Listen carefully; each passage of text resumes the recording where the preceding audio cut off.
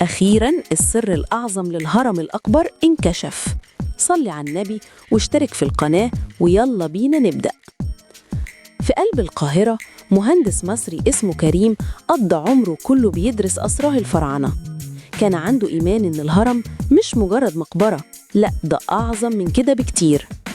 باستخدام تكنولوجيا متطورة وتحليل البيانات اكتشف كريم إن الهرم الأكبر جواه شفرة غريبة. الشفرة دي كانت بتأكد نظريته، الهرم هو جهاز إرسال طاقة عملاق. وفي نفس الوقت اللي اكتشف فيه السر ده ظهر خطر كبير بيهدد كوكبنا. غزاة من الفضاء الخارجي وصلوا، والتكنولوجيا بتاعتهم كانت أقوى من أي حاجة عندنا.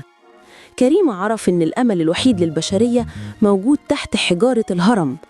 قرر يستخدم الهرم كآخر ورقة عنده ويبعت رسالة استغاثة لحضارات تانية في الكون. بدأ يجهز الهرم لتفعيل طاقته الكونية الكامنة من آلاف السنين. كان سباق مع الزمن، هل هيقدر يبعت الرسالة قبل ما الغزاة يدمروا كل حاجة؟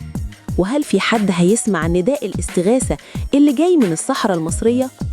مصير كوكب الأرض كله بقى متعلق بالرسالة دي. بدأ الهرم يهتز ويطلع نور أزرق كثيف للسماء. الرسالة انطلقت في الفضاء الواسع، حاملة معاها أمل البشرية الأخير. الكل حبس أنفاسه مستنين أي رد، أي إشارة. وفجأة ظهرت نقطة مضيئة في السماء بتقرب بسرعة. الاستجابة وصلت أسرع مما أي حد كان يتخيل. وهنا خلصت حكايتنا، هشوفكم تاني إن شاء الله.